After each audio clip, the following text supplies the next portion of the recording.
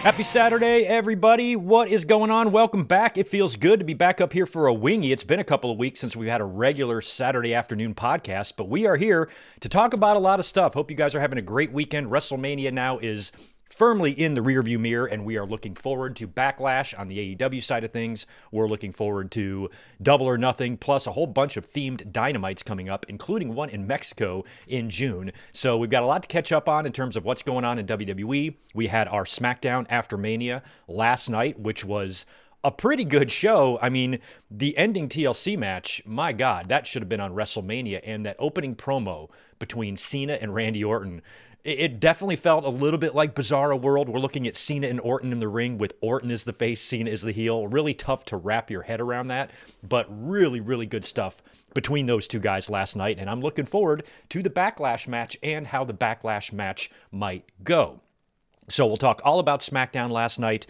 Aleister Black making his return to WWE. His wife, Zelina Vega, winning the United States Championship in the segment before he came out. Kind of interesting timing there. And we also had Fraxium being called up to the main roster last night. So those are kind of the big stories on SmackDown, but we'll roll through all of that. We'll also talk a little bit about this past week's Dynamite. We got the Owen Hart Cup finals kind of finally coming together, and we have some interesting matches being set up for not only Double or Nothing, but prior to that at Beach Break. And you can kind of tell based on everybody involved here that we either are getting a Anarchy in the Arena or a Blood and Guts match, or both, out of all of these members involved here. We'll talk a little bit about MJF and the Hurt Syndicate. We'll talk a little bit about Mariah May, where she might wind up going when she becomes a free agent. Some other wrestling news to get into. Seth Rollins made an appearance at the NFL Draft yesterday. John Cena made one today. We've got some news on that WWE WrestleMania roast. The audio was leaked, and WWE's furiously working to pull any audio down off the internet that they can. And we'll also talk about a little bit more about The Rock. Now, one of the reasons that I dropped that big video on The Rock yesterday, if you haven't seen it, it's about 35 minutes long. I dropped a mic drop yesterday to talk about The Rock's appearance on Pat McAfee because it was such a crazy interview and there was so much to say about it. I got to thinking to myself, I'm like, if we talk about this on Saturday, it's not going to leave me any time to talk about what else we have. And I don't want to just eat up half of the podcast yelling at The Rock. So instead, I uploaded a mic drop yesterday. If you haven't checked that out, please do. I go over all of my feelings on what The Rock said on Pat McAfee, his absence at WrestleMania, and how he didn't make things any better with anything that he said. He just talked for 45 minutes about nonsense. So I got into all that yesterday. So if you want my comments on The Rock and on the Pat McAfee show, check that video from yesterday. But we will probably talk a little bit more about The Rock as well because of, some of the things internally that might be going on. So we will be discussing The Rock today as well. And also, we are going to tribute Steve McMichael, who passed away this week as well. A few other tidbits to get into, but that's kind of what's on the menu for today. Before we do the shout-outs in the chat here, I just want to make sure I can be seen and heard. We are looking good. I have some very, very sad news. It's not that sad, not a big deal. Sundays are usually our classic watch-along days. Tomorrow, there will not be one. I'm needed at work, and my job, I've got the best job in the world. I mean, they are so good to me, and it's a very easy job. It's stress-free. I love it. And when they come to me for favors, I need to do them, especially since I took a week off on a holiday weekend. I told them, a couple months ago, hey, Easter week, I ain't going to be here. It's one of our busiest weeks of the year. I'm not going to be here because I have to watch wrestling. And the fact that they're like, anything you want, Greg, you've got it. So when they're that good to me, I need to be good to them back. They asked me for a favor tomorrow, so I'm going to go ahead and go in and do that. So there will be no classic watch along tomorrow, but we will pick that up 1 week from tomorrow, and we'll probably watch a Backlash. So start making your suggestions on what Backlash we can watch 1 week from tomorrow. Very sorry we won't be here for the classic watch along tomorrow, but it's what you got to do. You got to do a give and take. So I'm going to go into work tomorrow night, help them out, which unfortunately will cancel our classic watch along. But we will be back here on Monday night. We'll do a Raw review. And as of right now, I'm off Tuesday.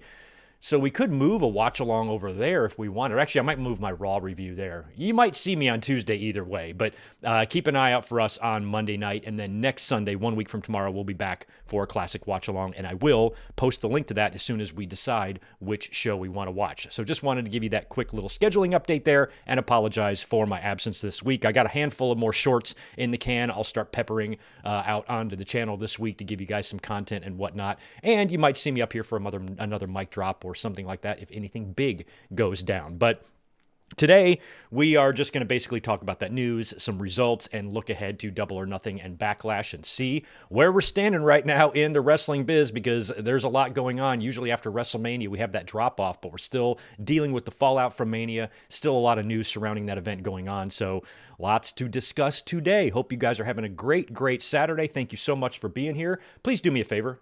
Subscribe. Mash that thumbs up button if you don't mind. Super chats are open. Memberships are open. Any super chats that come through, we will read those today. And thanks for being here, as always, guys. Let me see. Let me say hello to Jay Lambo, Tatanani. Oh, man, Tatanani. Any classic watch-along tomorrow night?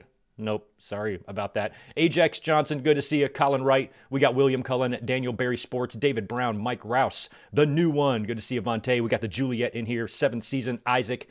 We've got Ben Espinoza, Luke McAllister dropping in $10. Thank you so much for that, dude. What's up, Greg? Feeling more optimistic after a good SmackDown and great Raw, especially after a mid-WrestleMania and those absurd comments from The Rock. What say you? Yeah, they landed on their feet with solid post-Mania shows, which really helped them. I talked about that in the Rock video yesterday. I'm like, if that Raw after Mania would have shit the bed, they'd be having some troubles right now. They'd be having a lot of angry fans, but WWE was able to bounce back. Solid Raw, solid SmackDown last night. We probably have a draft coming up soon, so we'll have some shakeups and a lot to talk about to hopefully keep WWE's product fresh and moving in the right direction. Rodrigo's here as well. So is Kevin Plays and the Juliet. Thank you for being with us for nearly 30 months now as a member. They didn't Def Rebel Aleister Black. I was worried they were going to. The fact that Black showed up last night with that old theme, man, yeah, that's such a badass theme. I would have been so mad if they Def Rebelled him. There was a funny a spoof going around of Aleister Black's Def Rebel theme. It was kind of sounded like a diva theme, a WWE diva theme. Aleister Black, don't turn your back. Oh, God, I'm so glad that he kept that theme intact. It's possible that, they change it in the future, but I'm glad because they changed Rusev, it seemed like. But I'm glad that Black kept that badass theme the way it should be. Ian Dunn is here as well. We've got Gilbert Albalo. Thank you for the $2, 7th season. I was at SmackDown, and it was awesome. Crowd was fire. I'm so glad you were there. It looked pretty awesome. I would have loved to see that Cena and Orton promo in the ring live in person. That was probably pretty badass. Good to see Vash Starwind in the house. We also have Young South Wavy, Michael Kumo, Max Pokebra, Mike Games version 1, Zombie Fighter is here, Ryan Adams at the Vegas Wild Game 4, but just saying hi. Right on, man. Hope you're having a good time there. And everybody else chiming in to say hello. Good to see you. Thank you so much for being here this Friday afternoon. Let me just get myself centered and get my notes pulled up here so I can see where we're at, and we will start getting into some news. And we are going to start with some sad news today. The wrestling world this week lost Steve Mongo McMichael. Steve McMichael passed away at age 67 after a long battle with ALS, which is really one of the worst things you can get. I mean, you talk about a crummy way to go. ALS is evil. It's fucking evil. And it really did Mongo in, and he's been in pretty grave condition for quite a while now, several years. He is really deteriorated. We've seen photos leak of him from his hospital bed or from his home when people like Ric Flair or any of his past wrestling colleagues or football teammates went to visit him. Whenever a picture would surface online of Mongo, he just looked terrible. You can just tell he's just wasting away. And it was, I think it was Monday. It was Wednesday. I believe it was Wednesday. We had learned that Mongo was going to be moved into hospice care. And then like 4 or 5 hours later, it was reported that he passed away. So it did not take long at all. Moving him into hospice, I believe, removed his ventilator. So sometimes hospice can last for a while. I mean, hospice is just to prepare you for death. And sometimes it can be very fast. So it did not take long once he was moved into hospice, just a few hours, and Mongo McMichael passed away. Very, very sad because 67 is just too young. I'm sorry. It's just young. And he's been dealing with this for so long. You know, feel like his life ended 10 years ago almost. And it's just really, really sad what happened to Mongo. And heart goes out to his family, condolences to his family, his loved ones, his teammates, and everybody who knew him as a pro wrestler. You know, of course, he's best known for winning the Super Bowl. He's a Super Bowl champion, won with that great 1985 Bears team. They won the Super Bowl in January of 86, just 2 days before the Challenger exploded. I remember the Bears winning. I remember sitting in school watching that shit blow up, that whole crazy January of 1986. But Mongo was a part of that very, very memorable Super Bowl Bears team. And unfortunately, he wasn't at WrestleMania 2, though. That would have been pretty great. But the first time I saw Mongo in wrestling was in WWE. He came in to be a part of that Lawrence Taylor angle in 1995 when it was like LT and Bam Bam, and then LT had formed a group of NFL players to combat the $1 Million Corporation, and Mongo McMichael was a part of that. And it looked like he was going to be doing more with WWE because he was definitely the most charismatic, the most animated of all those NFL players that they had out there. Reggie White, Chris Spielman, and Ken Norton, maybe. I forget the others, but he was, you know, he had an energy to him. He had a charisma to him. He liked to talk. He liked to talk smack, called everybody baby doll. And he was sitting in commentary on Raw one night leading up to that. And he got in this huge brawl with Kama, with the Godfather. And it looked like, man, that might be a feud.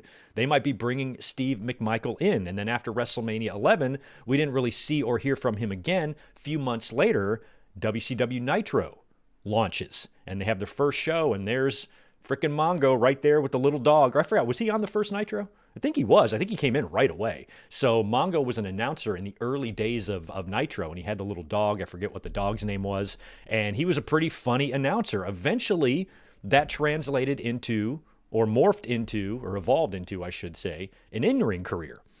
And Mongo was an interesting worker. You know, he had a style that was all his own. He had a style that was so lovable that there still is, or there was a botch account on Twitter dedicated to Mongo, but not in a hateful way, in a loving way. They would post clips of his matches and some just bizarre things that he would do. And when you would read the comments, you didn't see like a bunch of fans just raging with hate. This fucking idiot can't work. There was something endearing about how he worked, and his unpredictability was what the attraction was.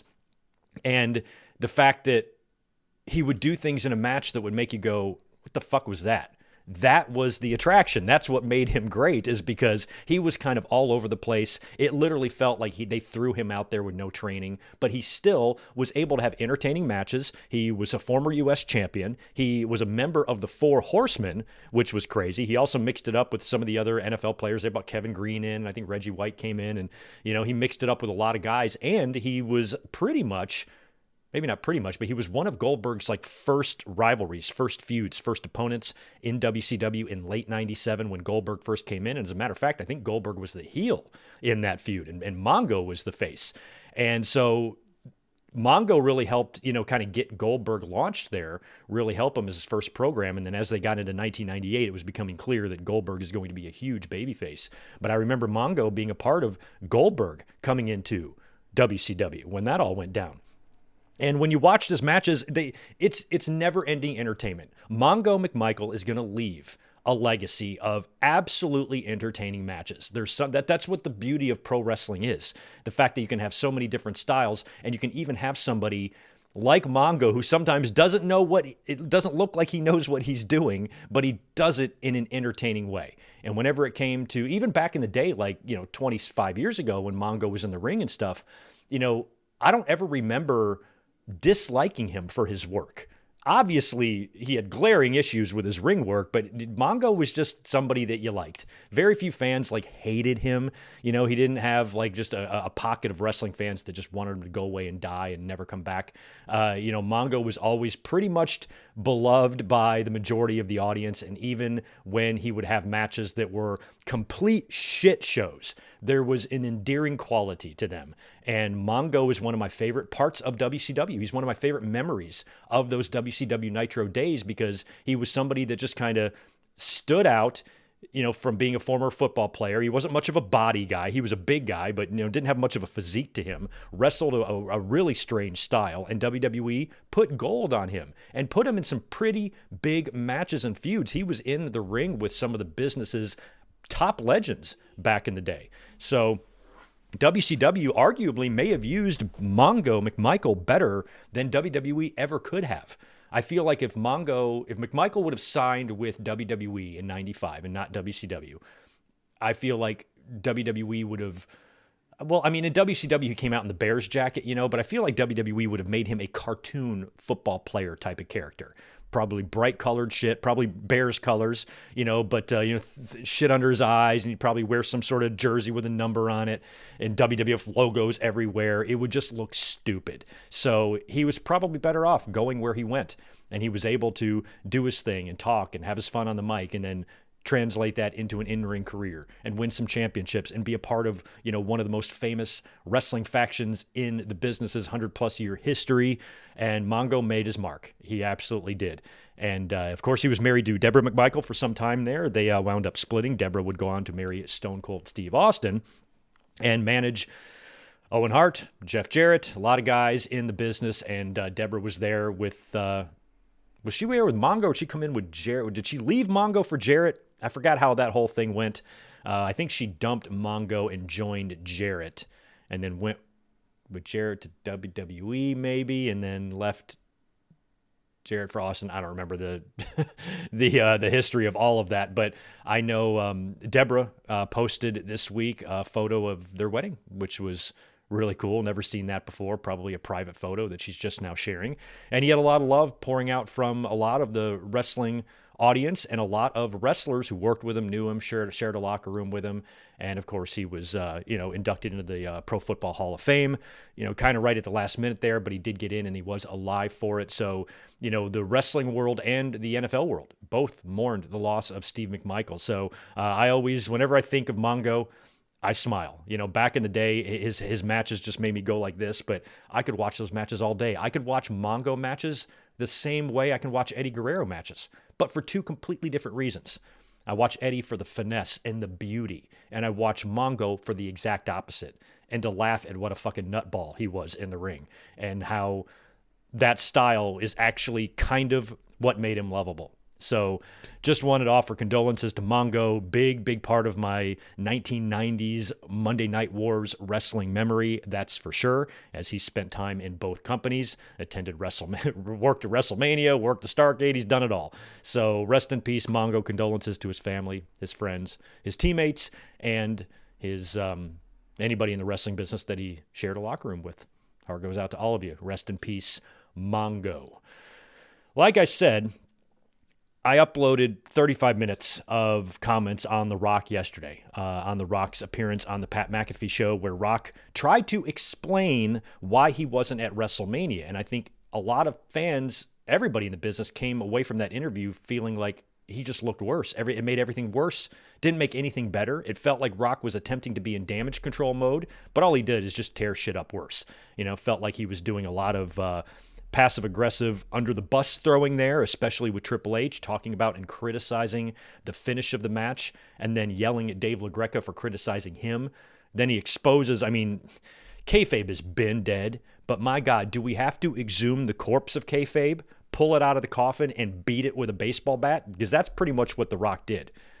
Talking about how we're going to turn Cody heel, he has a heel run in the future, and all these things. It's not like we don't know this. Wrestling is discussed now pretty openly and freely, and has been for quite some time. But for a fan who's been watching for over 40 years like myself, I don't think it's ever going to get easier or ever be normal to me to hear somebody talk in that way.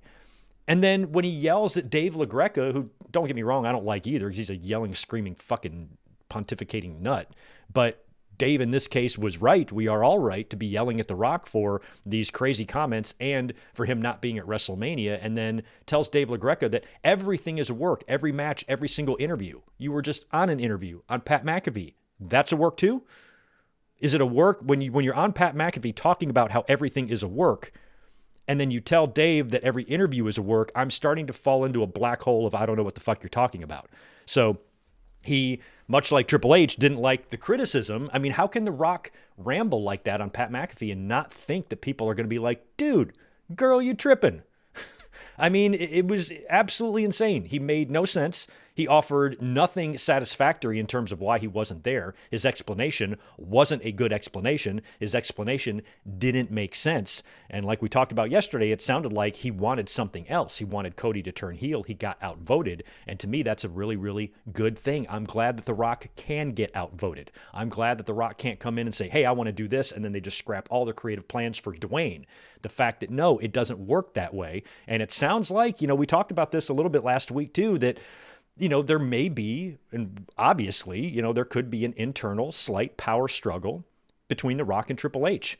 Their history goes back so far, and we've always talked about their issues with each other, the professional, personal rivalry, jealousy. Back in the day, I know for a fact Triple H did not like The Rock. I don't think they liked each other. They grew to respect each other, but there was always this tension between them because they were really jockeying for the same spot, like Brett and Shawn were, and guys like that. And so all those years of going back to the Nation DX and that rivalry, and Triple H probably did have some jealousy watching The Rock rise to the top so quickly. And then Triple H kind of followed behind him, and they were always kind of feuding for the Intercontinental. Then they both moved up to the world title around the same time, and they were always kind of like around the same position on the card. And then that moved into many, many years later, when Rock moves off to Hollywood and comes back, now Triple H is in charge. Rock is sitting on the board, and these two guys that were such, rivals in the locker room with a lot of the personal and professional animosity, even though they were probably cool to each other on the surface, now they both have these mega positions in the company. It's like the rivalry is continuing. And then we had that Triple H promo a few months back where he was in the ring, and we didn't read too much into it, but he said, make no mistake about it, I am in charge. Like basically it felt like he was making some sort of a personal message towards The Rock. And I don't believe when Triple H was running through everybody he was thanking in his Hall of Fame speech, I didn't hear Dwayne's name. But Triple H was on Jimmy Fallon, I believe, leading up to WrestleMania, and I remember hearing him saying pretty good things about The Rock there, how they came through the business. They've both been in the company for so long, and now they're kind of both running the place. So he acknowledges that they both have high positions, and I don't know how deep the heat really goes, but there's definitely some sort of an issue between them, especially when The Rock is like, I would have finessed the match a little. Hey, I would have too. I would have finessed the match by having The Rock fucking show up there, but he didn't. So Rock cannot complain about how the match went down when he was the one that didn't want to be there because he didn't get his creative way. So all of that was a bunch of malarkey, hogwash. It's just crap from The Rock. He said nothing of substance, and his excuses were flimsy and stupid, and very little of what he said made any sense. And I really don't like this idea of The Rock being so intricately involved in the creative, because I don't think he's that smart when it comes to that. Now, if Rock was all in on WWE and he didn't have 10,000 movies going on and movie reshoots and appearances and commitments out the ass, and he had one priority and that was WWE, shit, be right there. Be a full-on part of this. But Rock kind of coming in what he wants with all these genius ideas, not realizing that doesn't really fit what they're trying to do right now. And then when he doesn't get his way, he decides to bow out. And he did this last year when he wanted to face Roman. And then they're like, no, we're going to go with Cody. And, luckily he stuck around and worked through that whole thing, and it turned out to be great. But that wasn't the original plan. Rock wanted to face Roman. So they temporarily went in that direction and then changed their mind or whatever. This year, Rock wants one thing to happen. He's outvoted. They go this way instead. And then The Rock's like, the final boss should take a step back, let John and Cody have the spotlight. Yeah, let them have the spotlight. I'm sure that's your real motivation. I'm all for giving them the spotlight, but let's not pretend that's why you're not coming here. It has nothing to do with the spotlight. You'd be happy to go out there and share the spotlight with those guys, but you didn't get what you wanted creatively, so you decided to take a step back, put your pencil down, don't lean your skis too forward, or whatever stupid fucking phrase Dwayne comes up with to excuse this nonsense. Whatever it is, it was not impressive on the Pat McAfee show. So if you want to hear my full comments, check out yesterday's video. But we did also learn some news this week. Now, this is according to the Wrestling Observer. They're claiming that Travis Scott is being planned by WWE to be used in a wrestling match, and he might be working out and training a little bit at Booker T's wrestling school. And there are plans for a tag match with John Cena, obviously, against Bad Bunny, or Bad Bunny being rumored as one of the opponents. And I want to do a hard no on that. I don't think, like, Bad Bunny's great, but I think Bad Bunny needs to be in there with wrestlers, and I don't think Bad Bunny and Travis Scott should be working a match together. I think that's very dangerous unless you just have their interactions very minimal in the match. I don't think you want to put someone like Travis Scott and Bad Bunny on opposite sides of a tag match. Not that putting untrained people on opposite sides can be bad. Dennis Rodman and Karl Malone, all that shit went mostly fine in WCW. And Bad Bunny has been in the ring before. We've seen how great of an entertainer he actually is, but he's not like an athlete like Logan Paul. Bad Bunny comes into a WWE ring and is able to perform well, but he doesn't look like a wrestler, doesn't perform moves like a wrestler, where Logan Paul does. So athletically, I think Logan Paul is the more, polished celebrity of the two, but Bad Bunny still manages to make every appearance he makes entertaining, and he really, really wows us and impresses us in the ring. And I think in order for Bad Bunny to continue to do that, he needs to be in the ring with some solid, trained pro wrestlers.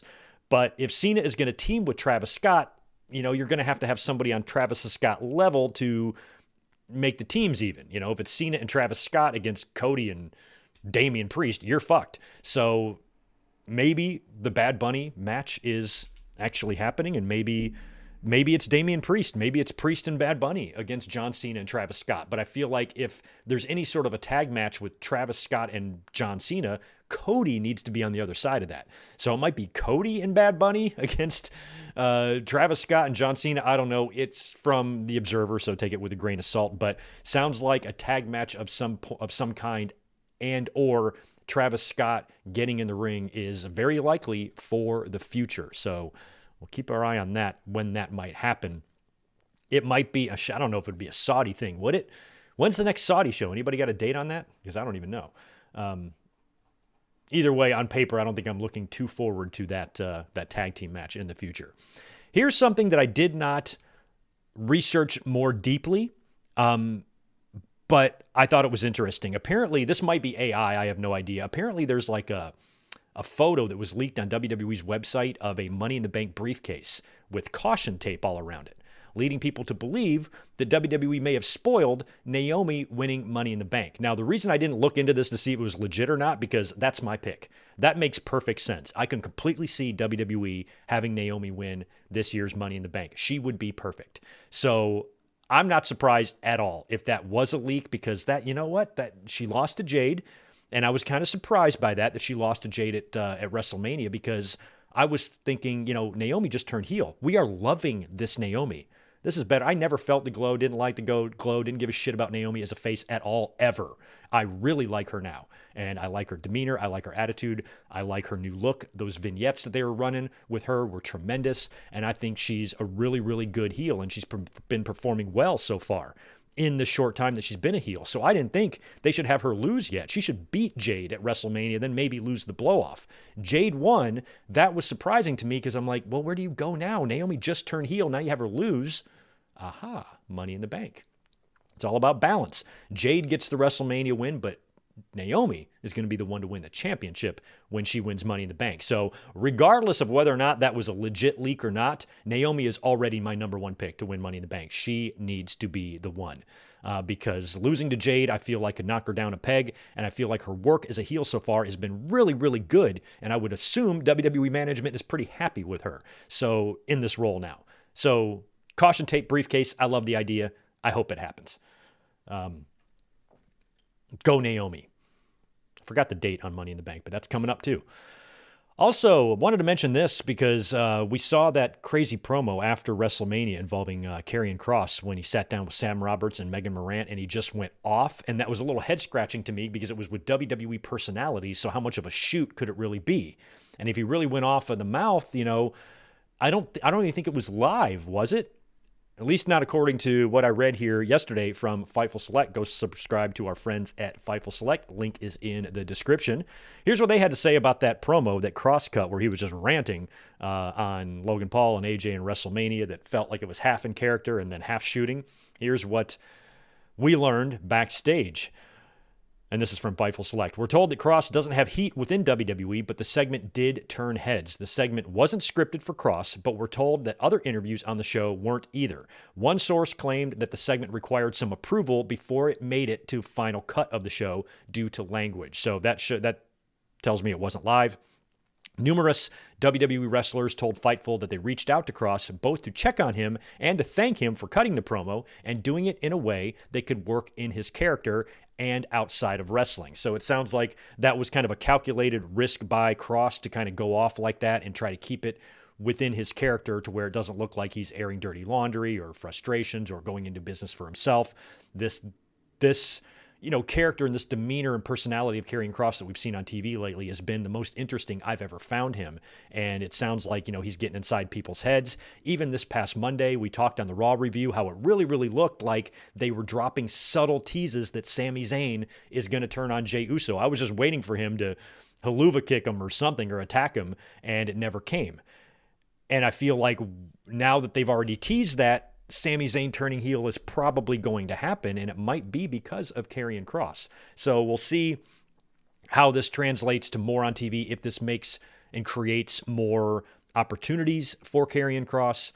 Perhaps he could even get a run with a championship if all goes really, really well, and we will see. But it was definitely a cool promo to watch him just go off like that, but I didn't understand really the context or the point, and it sounds like it didn't give him any heat in WWE at all. So he is in a contract year, I believe. So if WWE wants to retain him, I think WWE would be the best place for Karrion Kross. I don't know how he would fare in AEW. He already turned down one appearance to come in there when he was released from WWE years back, and I don't know in that locker room where there would be room for Kross in terms of him doing major stuff on TV, because up until now, he hasn't done anything in WWE either. So it's not like AEW would want to take him and, make him a big star, because we've seen, just failed opportunities or failed attempts so far from him. And this sounds like something that WWE is actually putting time and energy to. I know Triple H likes Kross, so that's probably better for him to stay there too. If he's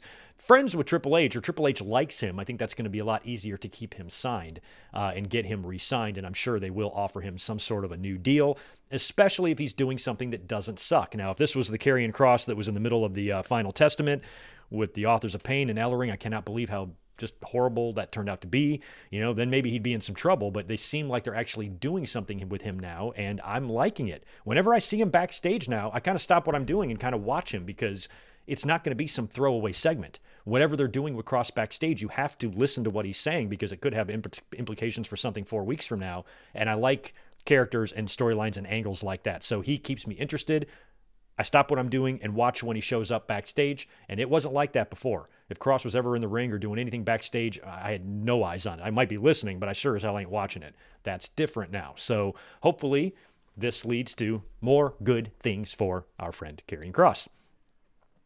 WWE is apparently, this is in the biggest no shit Sherlock news story of the week, WWE is reportedly set to make a very lucrative offer to Mariah May when she becomes a free agent.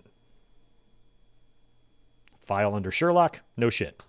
Yeah, we know that. Of course they're going to make her an offer, and it does sound like she is heading to WWE. We talked about this last week, that people in AEW are expecting her to leave, and it sounds like, according to reports, that she informed AEW of her decision not to resign before her blow-off match with Toni Storm, and that was just such a great, man, I will never forget that feud.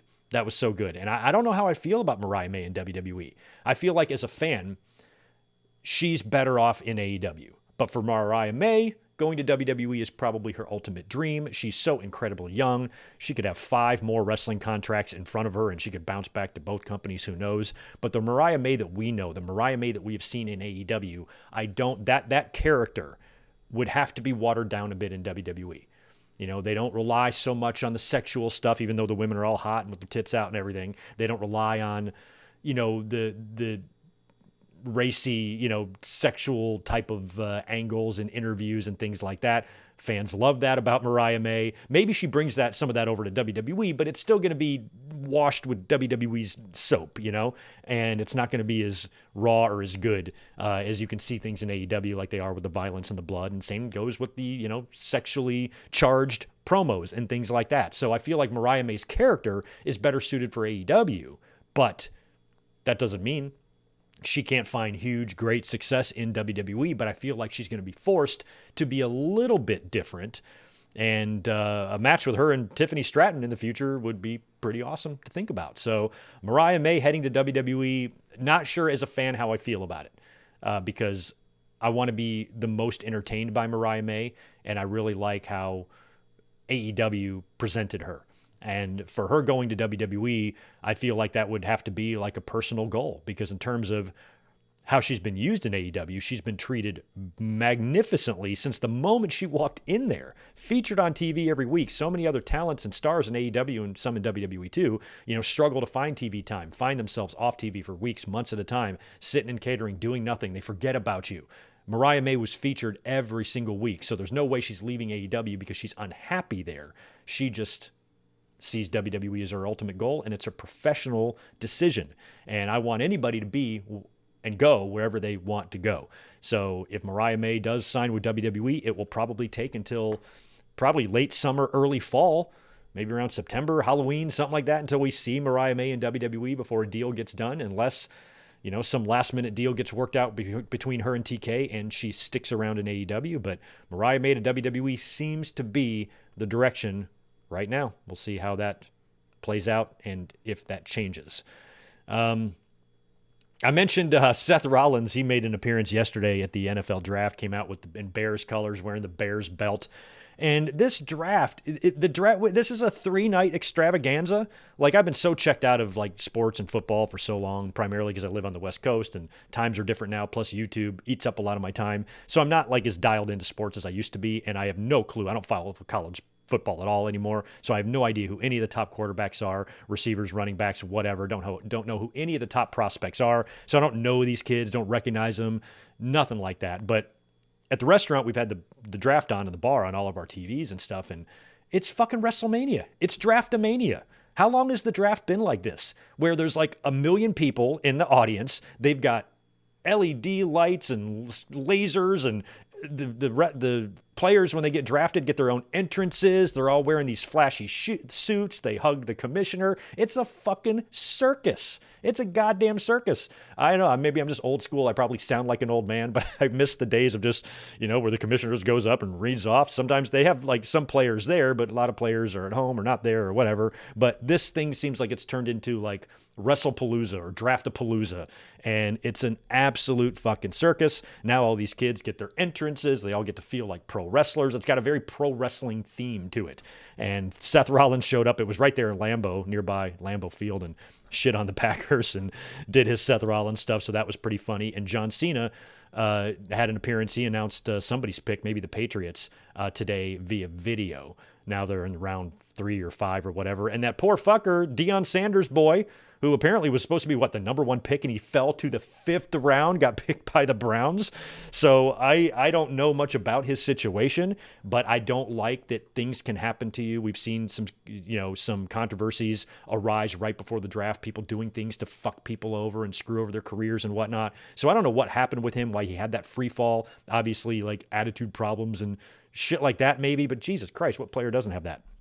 So whatever his situation was, he fell so far down that I really hope he becomes a top quarterback and he fucks up every team that passed him up.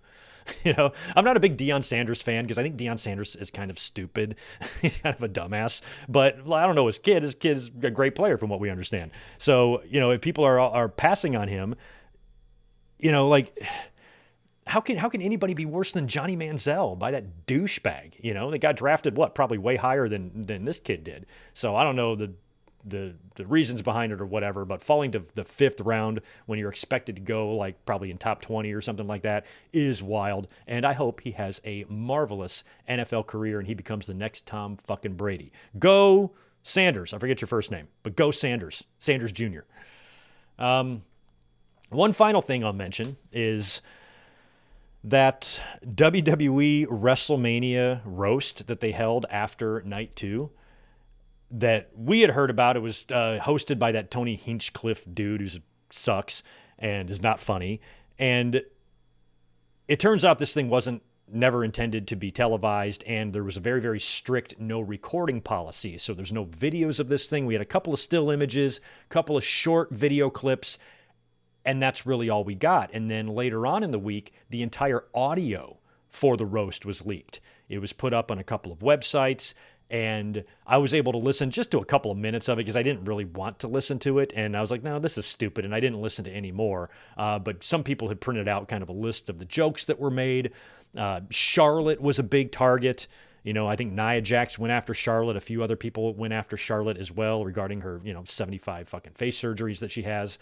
And there was some good, dark, mean-spirited jokes. And there were some pointless ones.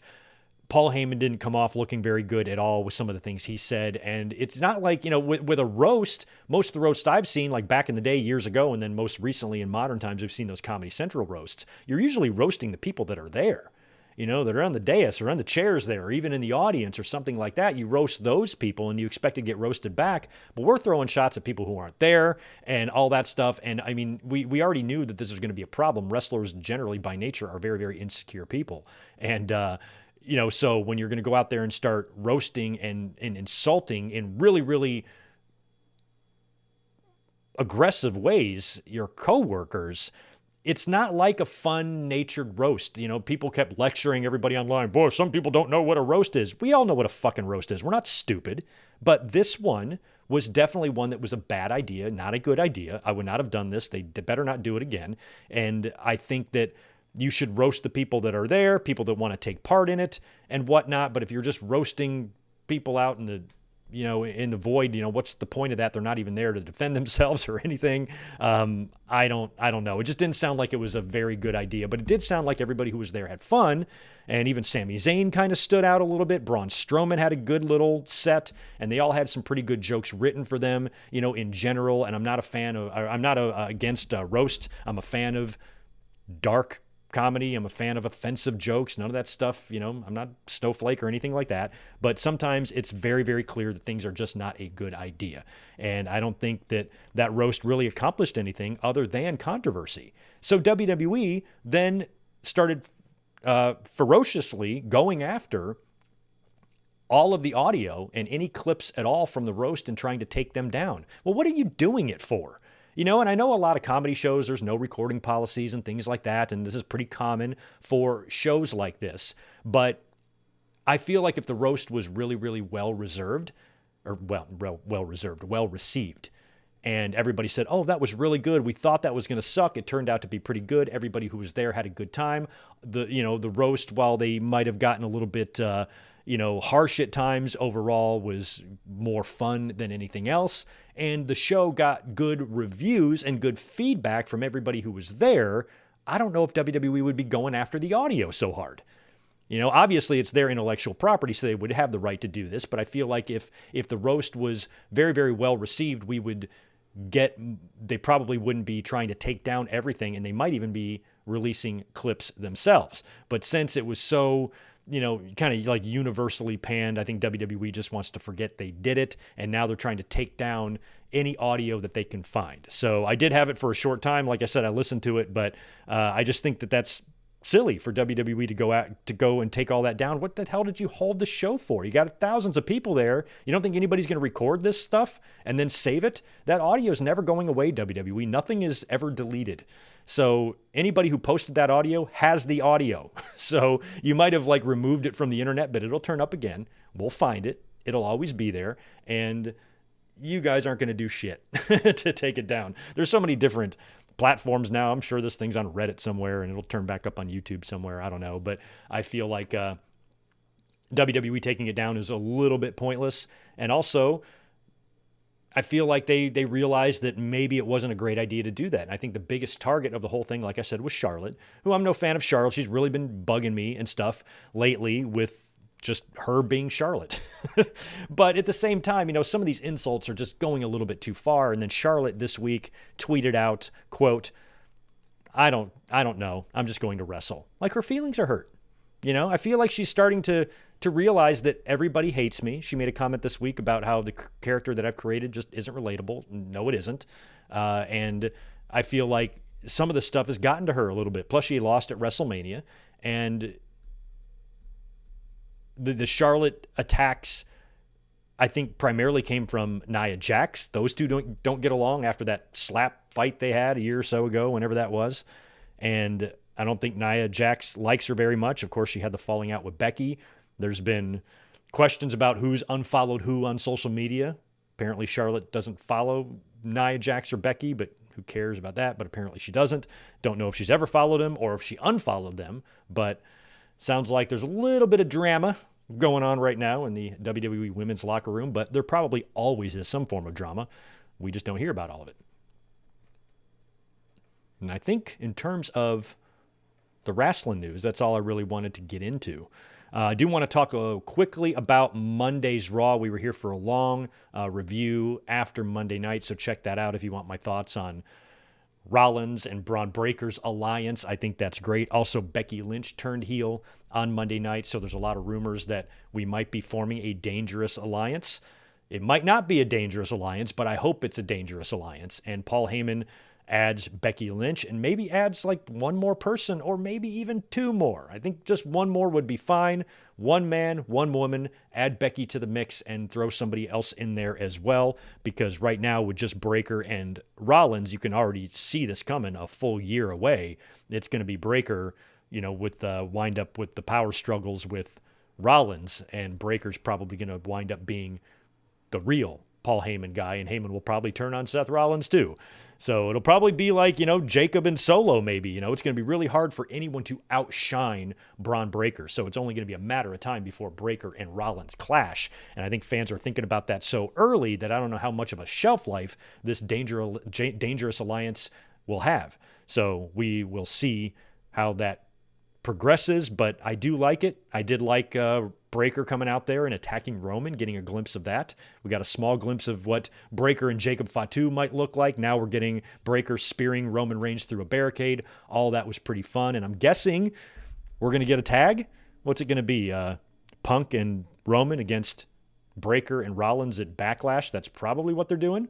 We'll be talking about it on Monday because they will probably be setting that up. Also, Gunther has been suspended indefinitely by Raw general manager Adam Pearce after his attack on the announcers, trying to choke out Michael Cole and then choking out Pat McAfee. He's been suspended indefinitely, and word on the street is that he requested a small leave of absence, just some time off from WWE, which they granted him. So Gunther's going to take a little break. He's had a hell of a run as Intercontinental Champion and U.S. Champion. Homie deserves a break. Plus, he stayed healthy through most of this. So he's going to get a little break there, and I'm sure Gunther will come back.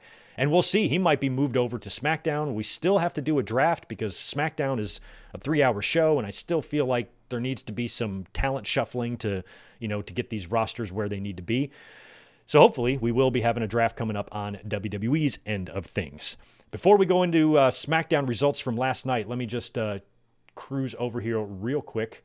I got a couple of super chats I just want to answer before we get into our next chunk of business. The new one, thank you so much for the $9.99. As a huge Rock fan, I'm assuming is what you mean, I am disappointed in how he handled things, especially for the people who went to WrestleMania, spent their hard-earned money expecting to see him, and he no-shows. I was almost one of them. Right, and I think that's another thing that The Rock is struggling to understand. He's trying to explain why the final boss didn't need to be here, but what he's not getting is you did damage at Elimination Chamber. You being a part of that made fans assume, I know, never assume, makes an ass of you and me, but They assumed they were going to see you at WrestleMania. That might have been a selling point to a lot of fans. I'm going to buy a ticket to WrestleMania because how is The Rock not going to show up after that? I've never seen The Rock in person before. WrestleMania will be my chance. He's definitely going to be there because he has to be there. We just saw what he did at Elimination Chamber. There's no way he's not going to be there.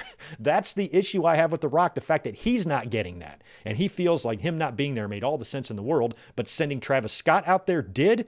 Dude, oh my God. So that is one of the things that's been bugging me the most is Rock doesn't seem to understand that there was a lot of fans expecting him to be a part of that. And if he wasn't going to be a part of that, and Ari Emanuel wanted to help him come into Elimination Chamber to help boost ticket sales, which is also a lie, by the way, if you check out the Wrestle Tickets updates as it got closer to the show, he didn't move really any more tickets. They were going to have about 30K there, regardless of whether or not The Rock was there or not. And even if that was the case and Ari wanted him to come in and make an appearance, then you have to do something else other than be a part of that John Cena heel turn so the fans don't have to get their hopes up. And think about if John Cena would have just gone heel on his own. That would have been equally as shocking. You could have set it up in an equally shocking way for Cena to nutshot Cody and then turn on him and beat him senseless. They could have done all of that. And then the WrestleMania match would have been a hell of a lot less disappointing. In the ring, between the ropes might have been a little bit disappointing. But, Cena winning the way he did, some fans probably still would have thought it was an underwhelming WrestleMania, but they wouldn't have been pissed because they weren't expecting The Rock. There would be no reason to be mad that The Rock's not there because he didn't need to be there. Why the fuck would The Rock be there? But since he did what he did at EC, fans expected it. People bought tickets. And Dwayne can't seem to wrap his bald noodle around that. Ryan Adams, thanks for the 2. It's weird being excited for Cena versus Orton in 2025. Tell me about it. We're about to talk about it right now. And that blows my mind. Last night I was working and I was trying to keep my eye on SmackDown. And I was reading Twitter a little bit and I was seeing so many comments from people like marking out. This is so cool. Cena and Orton in the same ring. And, and it kind of occurs to me that I'm old. And so a lot of fans, like to me, John Cena and Randy Orton's rivalry seems like yesterday. It seems like it's still happening, even though it was like 10 years ago or more than that. Shit, how far back does their rivalry go? Going all the way back to like 2007-ish, when they really started going up against each other, and that carried, for, close to 10 years. They unified titles. I think at one time they worked like 40 pay-per-views in a row or some extreme number like that, where they worked together or interacted in some way. And their rivalry was so long and so storied that the fans were sick of it. They wanted nothing to do with John Cena or Randy Orton, and they certainly didn't want anything to do with the two of them together. And I remember at the end of 2013 when they did that Survivor Series thing, when I forgot what the match even was. All I know is the show ended with Cena and Orton both holding their titles in the ring, and then they unified them at TLC. And I think that was like kind of the straw that broke the camel's back for a lot of fans with those two. And they're like, oh my God, Cena and Orton, Cena and Orton, Cena and Orton. So I remember their rivalry well because I remember the fans complaining about it. It was more negative than it ever was positive. So now I'm reading all these comments from these same fans. This is so cool, to see them in the ring together. I'm like, these guys have shared a ring together 10,000 fucking times and you all hated it. But I understand how nostalgia works, because I'm one of the most nostalgic people on this planet. So I see where they're coming from. I know what it's like to not like something when it's going on and then be nostalgic for it when you get it back 15 years later. So I get it. And I kind of thought it was cute.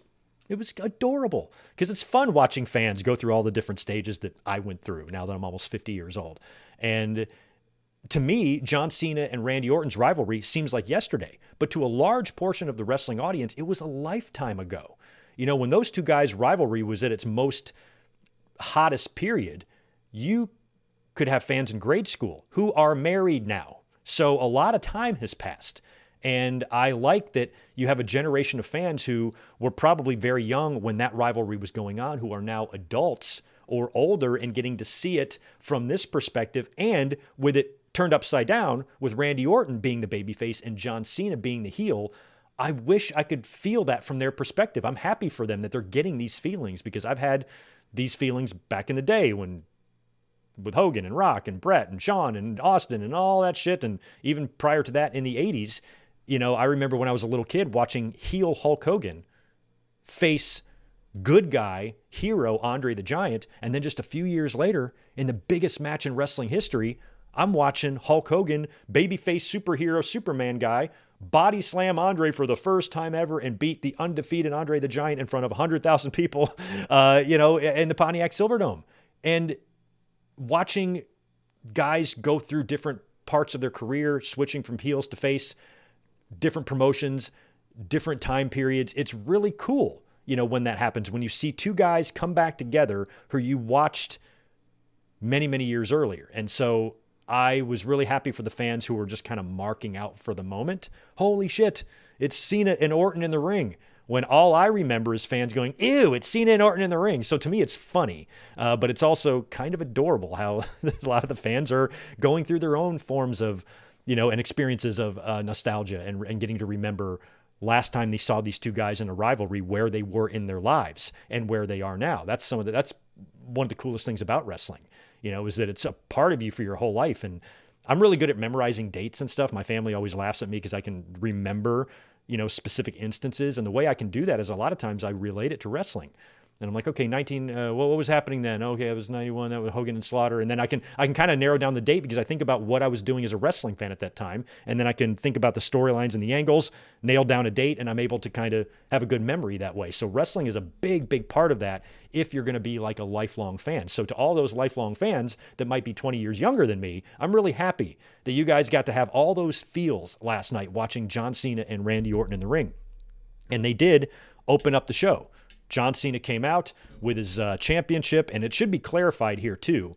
On Monday night, John Cena, they put up those the number 36 on the screen. And I was thinking on Monday night, that was the amount of dates he had left. And I remember thinking, that's a lot of fucking dates for this year. That's not bad. 36 dates left in the year, and we're already 4 months into the year. That's pretty good. But 36 dates is what he had total. We're down to like 26 dates. So it's like 10 dates less than that.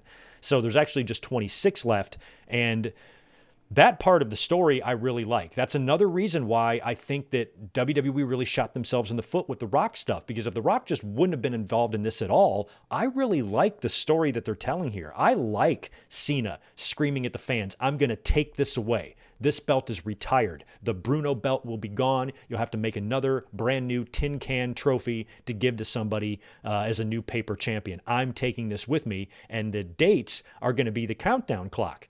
And he's going to go, I'm assuming Cena's going to go all the way to the end, but, you have to wonder if he's going to go all the way to the end or drop it early, leaving room for a redemption arc. But based on what Cena is saying and some of the things he said to the fans in this promo here, he might retire a heel at this point. And I like this threat because this is something that I can relate to. You guys have heard me for 15 years talk about, I'm a stickler for like title histories and lineages and, and things like that.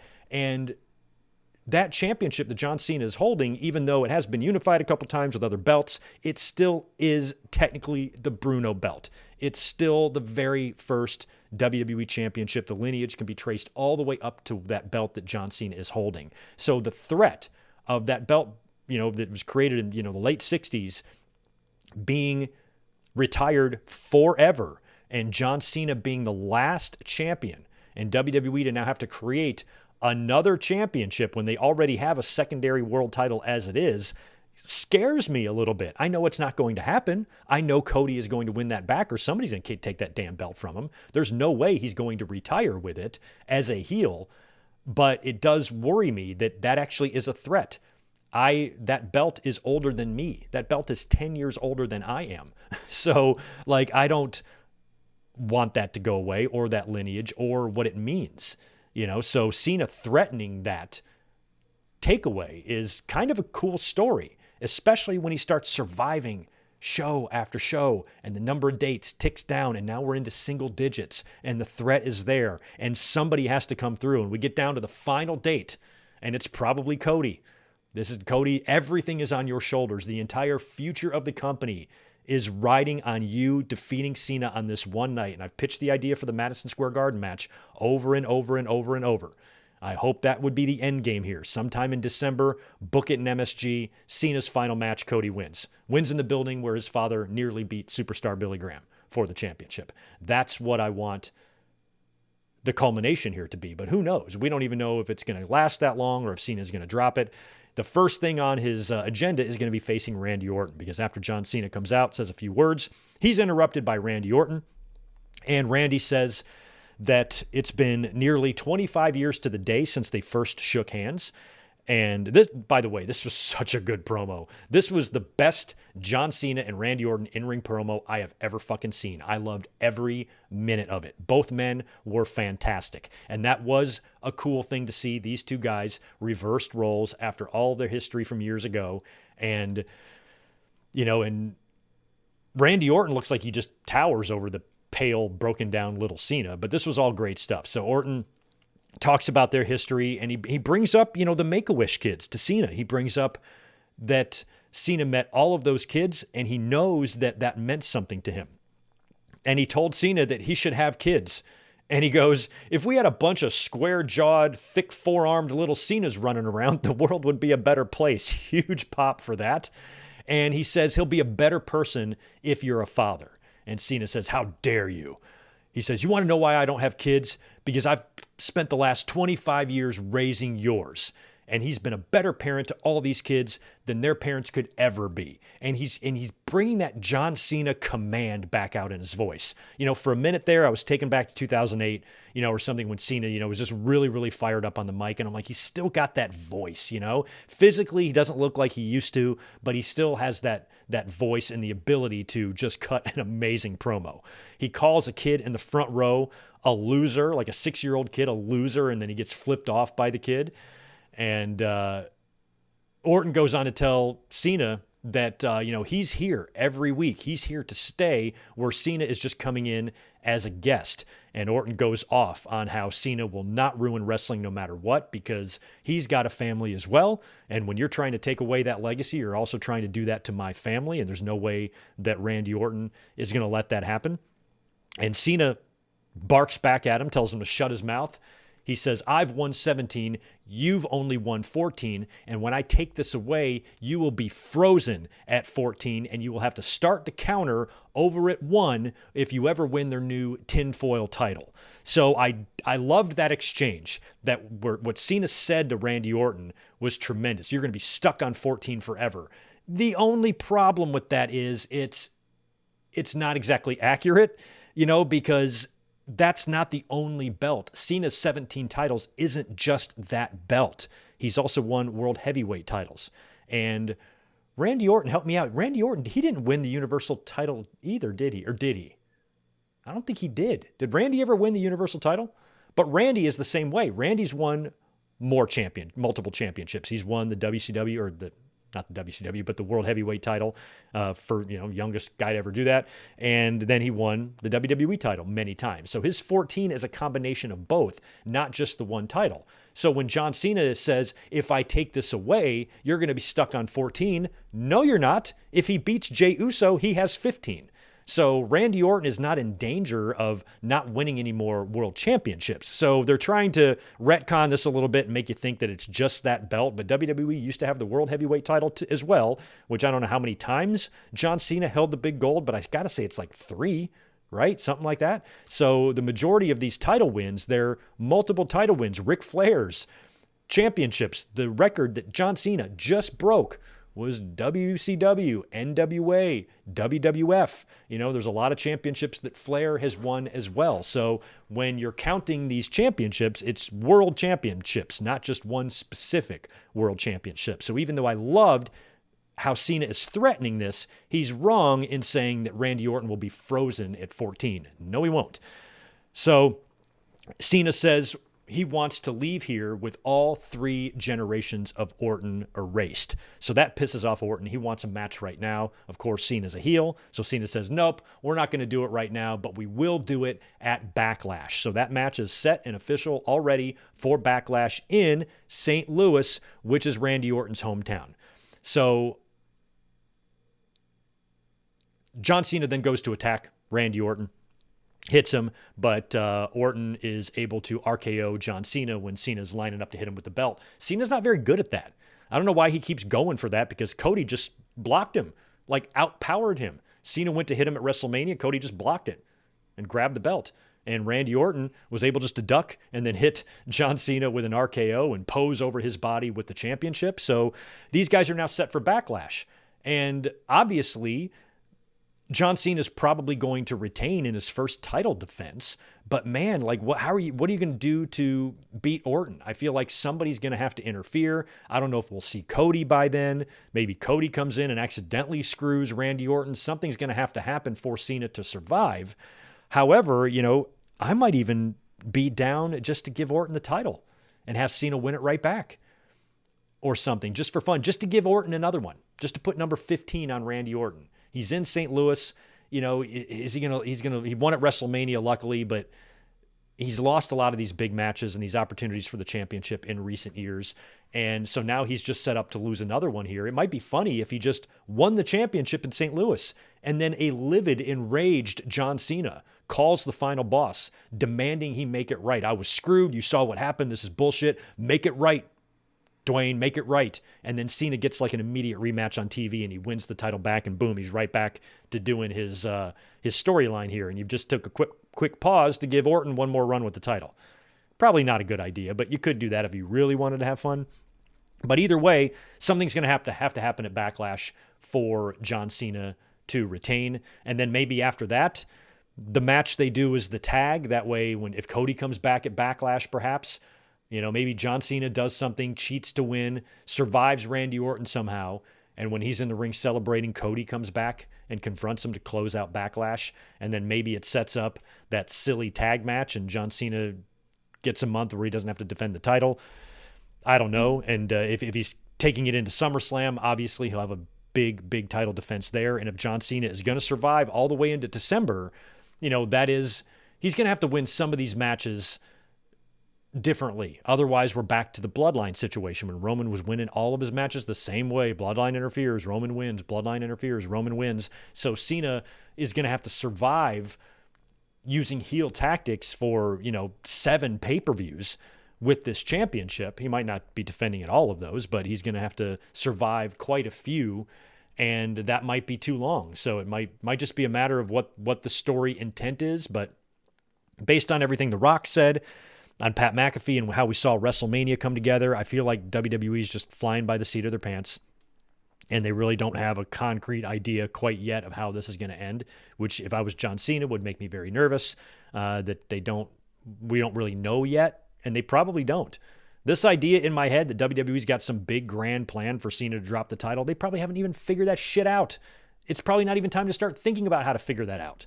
It's probably going to be a while. Then they'll say, okay, well, here's what we're going to have to do. Instead of having like a long-term goal to try to reach, I think they're just kind of going with it. But either way, Cena's going to have to survive Orton in his own hometown. And who is going to help John Cena accomplish that? Because I just don't see how this John Cena would be able to survive Randy Orton in a clean match, because Randy Orton still looks pretty damn badass in there. We got a little tease, too, backstage later on in the night as John Cena is leaving. He's approached by R-Truth, and a lot of fans have been saying John Cena needs to attack R-Truth. That would be awesome. And R-Truth congratulates him, but Cena doesn't acknowledge him and just walks away. And then Jimmy shows up, Jimmy Uso, and Truth says, I want to be just like him when I grow up, and walks away. And then Jimmy's like, but you already grown up, though. It's just funny. Love that stuff.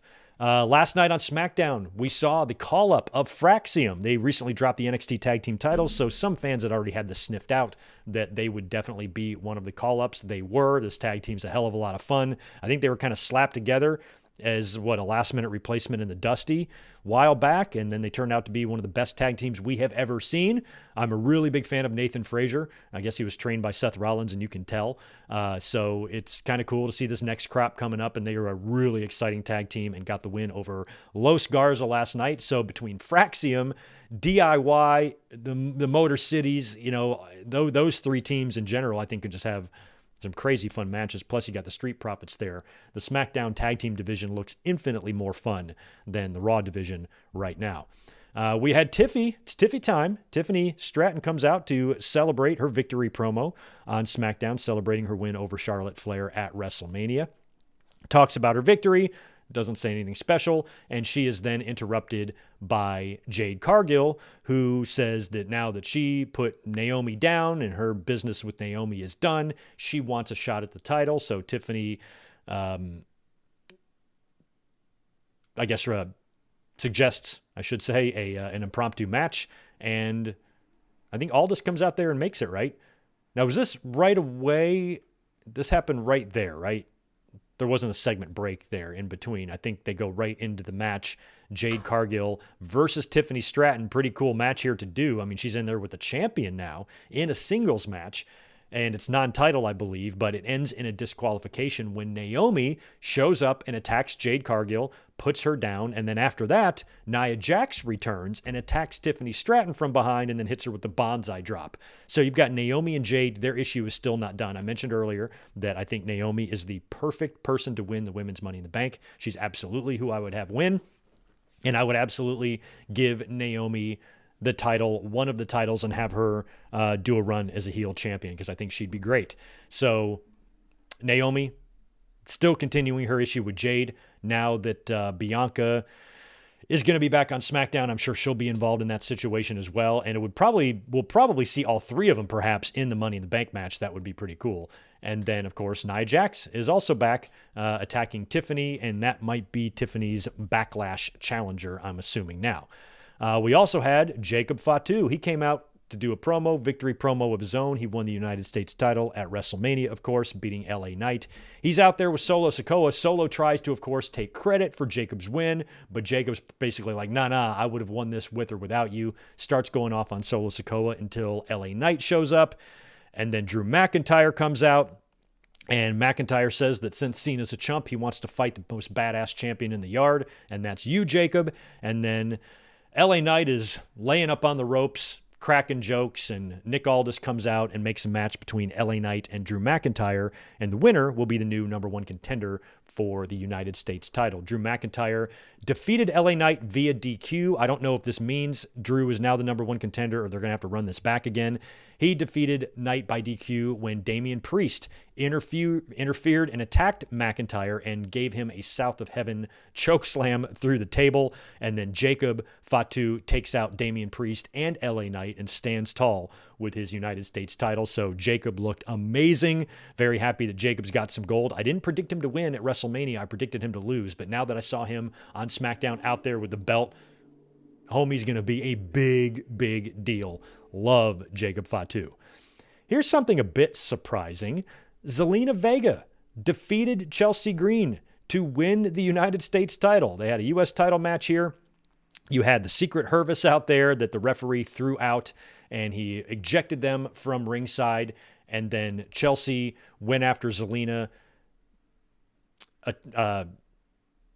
started working her over right after Secret Hervis was ejected.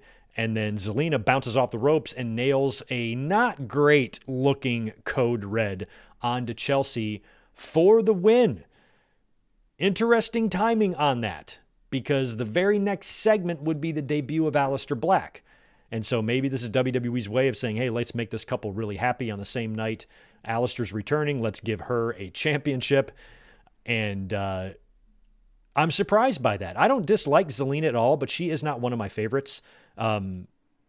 Like nothing against her whatsoever, but just in women's wrestlers that I enjoy watching. She's way, way down on the bottom of the list. Just not one of my favorites. I'm sure she works hard. I'm sure she's very likable, very professional, great person to have in your locker room, all that stuff. But sometimes I feel like wrestlers, men and women, get titles because they've deserved it. And that's nice sometimes, but also sometimes it's like, why? It makes me worried that they've created this IC in the U.S. to pass around to as many women as possible to give them all a little participation trophy.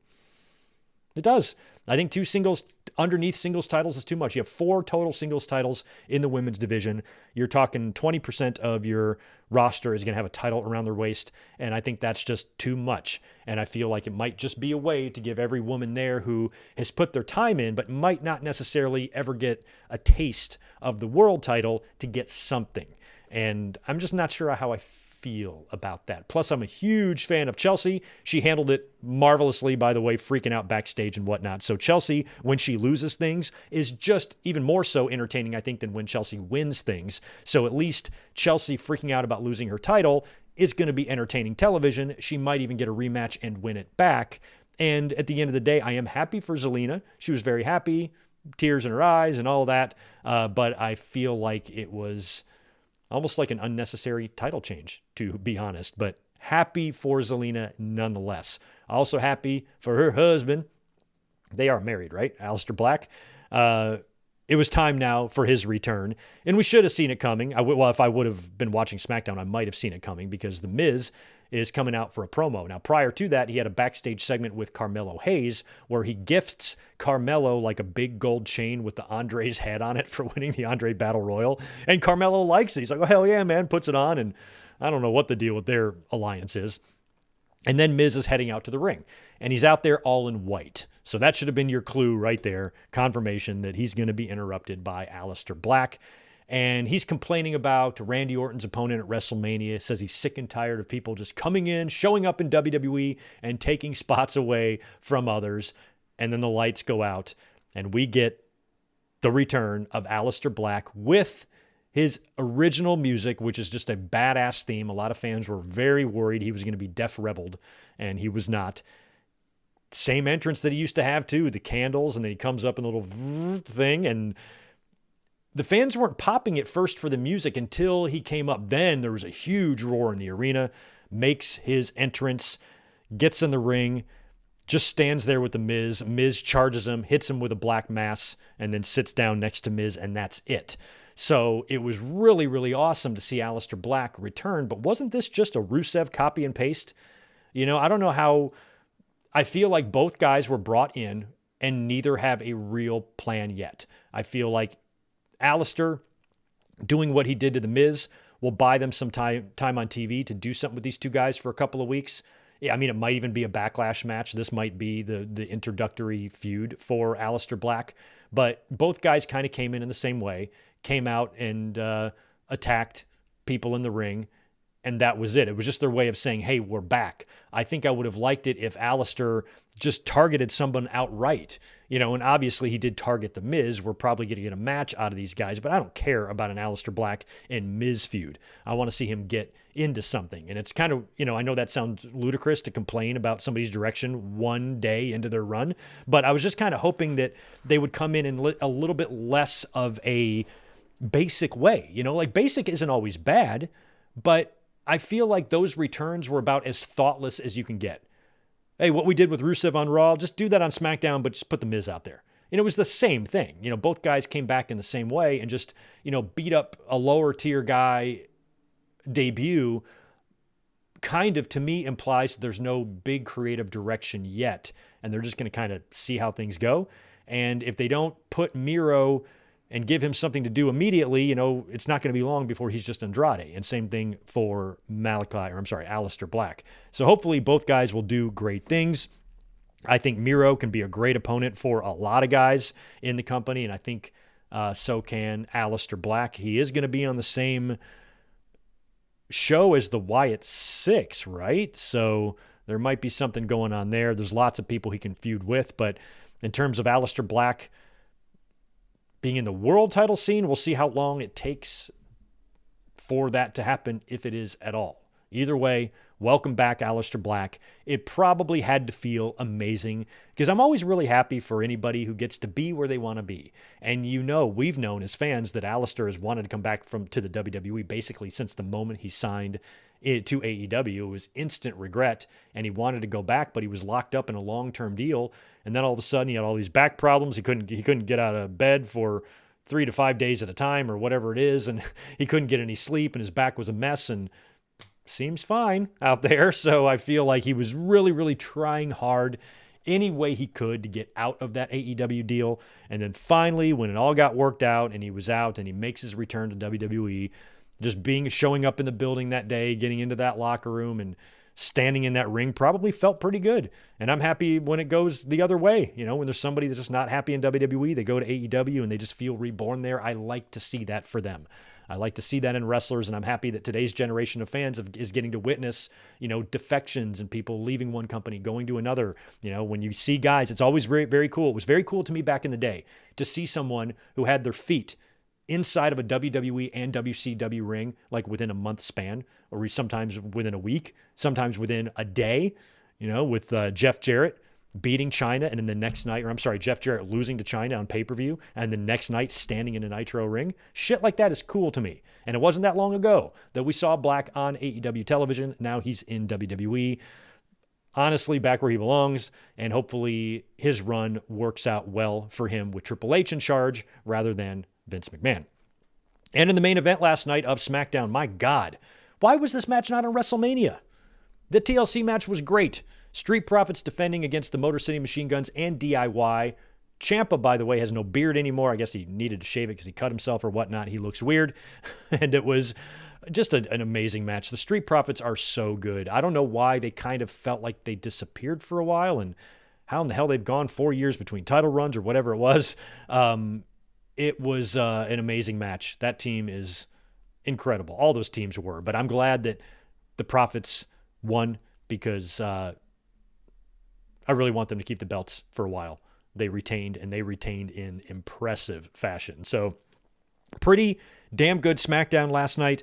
As good as the TLC match was, I think every fan kind of has the same thought. Why wasn't this on WrestleMania? So it's one of those things where you want to enjoy the great match and appreciate the great match that it was, but you're like, what the fuck are you guys doing with that New Day and War Raiders shit? And then you put this one on TV. I don't understand sometimes, but sometimes it's not our job to understand it. It's just our job to watch. And the match was great. And I'm happy that the Street Profits retained very, very solid Raw and SmackDown after Mania from WWE this week. AEW had a little bit of business going on Wednesday. It wasn't a great show, but it was okay. One thing I want to mention is that AEW's got a whole bunch of like themed Dynamites coming up. One thing that we learned on Wednesday is that Samoa Joe and Jon Moxley will not take place at Double or Nothing. So I was right all along. I thought after Dynasty that we were going to get an Anarchy in the Arena match at Double or Nothing so John Cena wouldn't have to defend the title. But then when Joe choked him out, I'm like, oh, that's probably going to be the Double or Nothing match, which means we're going to have to get another one of those Moxley finishes. Looks like we might be getting Anarchy in the Arena at Double or Nothing after all, because Moxley is going to defend his title against Samoa Joe, but not at Double or Nothing. He's going to defend in Chicago at Beach Break Dynamite on May 14th. So that's going to be the big Mox versus Joe match for the title, and that will probably set up your Anarchy in the Arena match at Double or Nothing with a whole bunch of people getting involved and Moxley surviving. That's my guess there. Also, a couple of weeks later on June 4th, we've got Fyter Fest. This is going to be a Dynamite and Collision back-to-back taping. On June 11th, they're doing another one of those the following week, Summer Blockbuster. It's going to be another Dynamite and Collision back-to-back taping. And then the week after that, on June 18th, they're in Arena, Mexico. They've got a working agreement, of course, with CMLL, and WWE just purchased AAA. So it's a really interesting wrestling business right now. And for the first time, AEW will be in Arena, Mexico for Dynamite. I am stoked to watch that show. That's going to be so much fun. Just a cool venue and everybody going down there to Mexico City. Jesus Christ. Fun stuff. So there's a lot of big Dynamites coming up in the future, and we probably have Anarchy in the Arena at Double or Nothing, and then shortly after that, they're going to do Blood and Guts. I think those two match concepts should be at least 6 months apart, not 2 months apart. So on Dynamite, we had Master P. Finally, some real celebrities. It's about time. Enough with The Rock and Travis Scott and Logan Paul and Bad Bunny. Let's get some real celebs in here like Master P. We have seen Master P on Turner Network Television before because he was around in WCW during their final years. I forgot. Was it the Misfits? Who was he with? I forgot. Or no, the Filthy Animals. I forgot what the hell Master P was even doing there. But he was in WCW. I remember going to a wedding, my buddy's wedding in 2005. And it was out west in like the mountains of North Carolina, I think High Point. And we're at this big hotel and Master P was there like performing at a prom or something. It was pretty cool. But Master P came out to introduce the Ops because they won the Trios Championships. It's Samoa Joe and it's Powerhouse Hobbs who is replacing Hook, and it's Shibata. They come out with the titles, and Joe talks a little bit on the mic, and then the Death Riders show up and they attack, and Mox and Master P is just standing in the ring during the entire attack, and then Mox starts to go after Master P, but then Joe gets up, puts Moxley in a chokehold. The Young Bucks and Okada come out with chairs to save Moxley, but the Death Riders retreat, and then Swerve Strickland and Kenny Omega came out, and the Elite would bail out as well. So between the Ops, Omega, and Swerve, and then you've got the Elite and the Death Riders. Clearly, you can tell there's going to be some sort of multi-man craziness, and I think they're setting up anarchy in the arena, most likely. Also, one idea I have for Moxley and Joe. So obviously, when Mox and Joe face on May 14th, right, Moxley's going to have to retain the title. He's not going to drop it to Joe there. He's just not. So what are you going to do to have him survive? Are you going to do more of the same with the Death Riders and just do a rehashed version of what you've already been doing that has been pissing the fans off to no end? Or do you pull out a trick out of your hat or something like that? Or a rabbit out of your hat, I should say. And one idea I had is that, Hook a couple weeks ago got that, concussed in the ring or whatever it was, and he puked in the ring, and he had to be replaced by Powerhouse Hobbs because they already had the trios match booked, and the plan was for the Ops to win. So they plugged in Hobbs in Hook's place, and of course, they won. So Hook would be out there as a member of the trios champions right now had he not gotten injured. So Hobbs replaced him, and you would assume that Hook is going to join the babyface side in that anarchy in the arena, but do you think that maybe Hook could be pissed that he was replaced by Hobbs in the Ops and maybe help Moxley win at Beach Break, and maybe Hook joins the Death Riders? Maybe they kick, because, Pac's injured, right? Pac is hurt, and he's going to be out, so why not just replace him with Hook, perhaps? Now, Hook, Hook is a heel. That could be fun, watching that little fucker get beat up if he can get some heat. But, you already have one little fucker in that faction, Wheeler Yuta, who's a little nuisance. So I wonder if you could have two. They might have to boot Yuta and replace him with Hook, because they already teased, Yuta having, possibly leaving the group already a couple times, I think. So maybe Hook is Yuta's replacement, or, maybe Hook just joins the group. Either way, they're going to have to figure out a way for Moxley to survive Samoa Joe on the 14th. So maybe Hook turns heel and joins the Death Riders. Perhaps. We had Nick Wayne backstage. He recently won the Ring of Honor Television Championship, the youngest champion in Ring of Honor history, and also AEW history, I believe. He's backstage with Renee and the Patriarchy. Christian, of course, takes credit for the success of Nick, even takes his title away and puts it on his own shoulder, and then tells Nick that, he goes, "Me and your mother celebrated extensively later that night." My God. Nick wound up standing up to Christian. Christian gave him his belt back and was just like, "I love my family," and walked away. So they might be kind of wrapping up things there with Christian and those guys, because I think there's going to be bigger plans for Christian, as we'll talk about in just a second. Mark Briscoe defeated Ricochet, beating him with a quick roll-up for the win. After the match, Ricochet attacks Briscoe, goes to get those golden scissors, but Kevin Knight comes out to make the save, so Ricochet felt like he was kind of starting to do some stuff, and this felt like a whole lot of nothing on Wednesday, so hopefully Ricochet can continue to do meaningful things after this kind of unremarkable match there and situation that he had on Wednesday.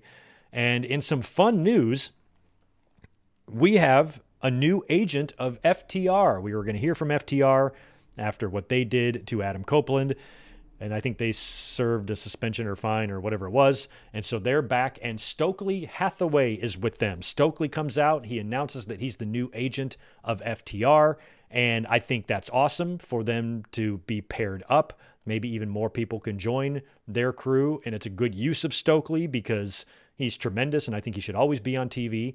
And then they point out the Rock and Roll Express, who are in the crowd, and you knew something was going to happen here because the Rock and Roll have been in the ring in AEW before. Ricky Morton is 170 years old, and he still takes bumps from time to time. So you knew they were going to bring him in. They did. They invite the Rock and Roll to come in, and then they just beat the hell out of him. And they execute a pretty damn good-looking spike pile driver to however old Ricky Morton is. He's definitely in his 60s.